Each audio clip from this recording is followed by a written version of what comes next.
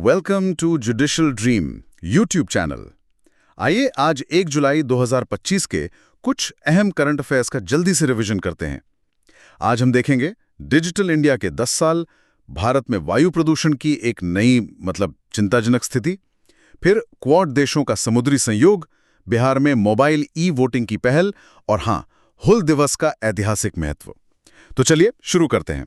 सबसे पहले digital India 1 जुलाई 2025, यानी इस इनिशिएटिव को पूरे 10 साल हो गए। जी हाँ, 2015 में लॉन्च हुआ था। हाँ, और मकसद था नागरिकों को डिजिटली एम्पावर करना, है ना, और वो जो टेक्नोलॉजी का गैप है उसे कम करना। बिल्कुल। और इन 10 सालों में देखिए आंकड़े काफी बदले हैं। टेलीकॉम कनेक्शंस को ही लें तो 2014 में करीब 93 करोड़ थे, अब 120 करोड़ से ज्यादा है। और इंटरनेट यूजर्स वो तो बहुत बड़े हैं शायद। हाँ, उनमें तो करीब 285% की ग्रोथ है। वाह। और 5G वो भी कमाल का फैला है। देश के लगभग 99.6% जिलों में 4.74 लाख से ज्यादा टावर लग चुके हैं। वाह। और वो भारत नेट का क्या स्टेटस है, गांवों तक फाइबर पहुंचाने का काम? वो भी काफी आगे बढ़ा है। देखिए 2.18 लाख ग्राम पंचायतों तक करीब 6.92 लाख किलोमीटर ऑप्टिकल फाइबर और लगभग 6.15 लाख गांव में 4G पहुंच गया है। अच्छा, और यूपीआई तो खैर उसकी तो बात ही अलग है। हाँ, यूपीआई तो रेवोल्यूशन है एक तरह से।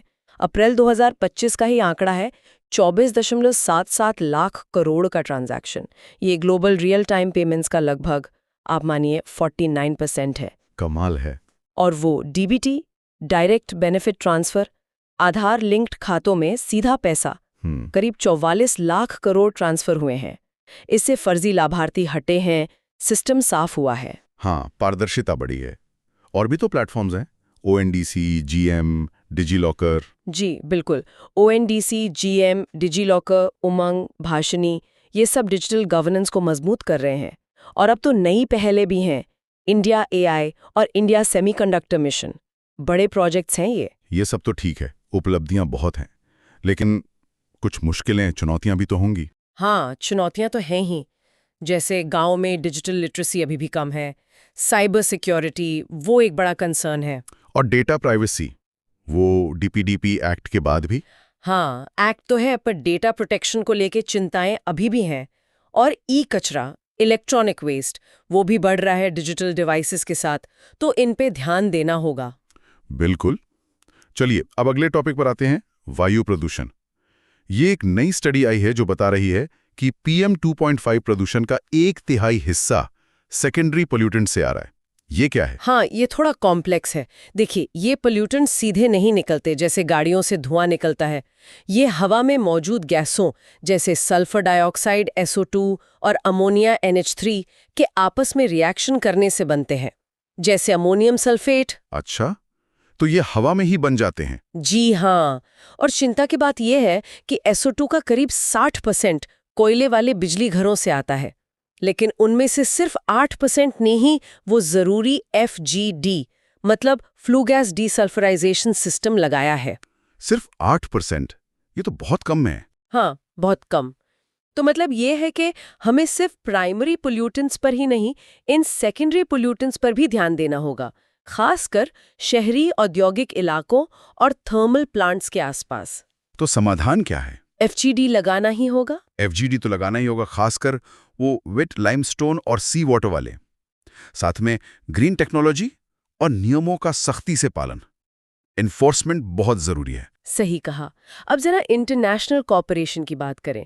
क्वाड देश भारत, अमेरिका, जापान, ऑस्ट्रेलिया, इनके तटरक्षकों ने कुछ शुरू किया है। जी, पहला क्वाड एट सी शिप ऑब्जर्वर मिशन, ये 2024 की विल्मिंगटन डिक्लेरेशन पर आधारित है। अच्छा, इसका मकसद क्या है? मकसद है मैरीटाइम डोमेन अवेयरनेस यानी MDA को बेहतर बनाना, स्टैंडर्ड ऑपरेटिंग प्रोसीजर्स यानी SOPs डेवलप करना और सर्च एंड रेस्क्यू में सहयोग बढ़ाना। इसमें जेंडर इंक्लूजन भी है, महिला अधिकारी भी तैनात की जा रही हैं। भारत के लिए कितना महत्वपूर्ण है? ये भारत की SAGAR vision, security and growth for all in the region और महासागर सिद्धांत के बिल्कुल अनुरूप है।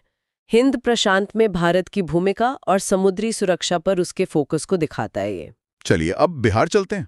वहां मोबाइल ई वोटिंग का पायलट प्रोजेक्ट शुरू हुआ है। हाँ, बिहार पहला राज्य बन गया है जिसने नगर पालिका चुनावों में इसे ट्राई किया है।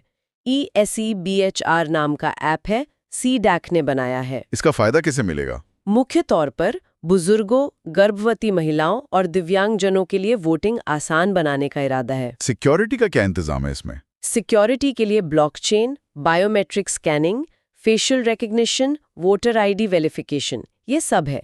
और एक मोबाइल से सिर्फ 2 वोटर ही वोट कर सकते हैं। अच्छा, और इसी से जुड़ा शायद चुनाव आयोग ने भी कोई कदम उठाया है CCTV फुटेज को लेकर? जी हाँ, ECI ने पोलिंग स्टेशन की CCTV या वेबकास्टिंग फुटेज की पब्लिक एक्सेस को रिस्ट्रिक्ट किया है और चुनाव के 45 दिन बाद फुटेज डिस्ट्रॉय करने का आदेश दिया है।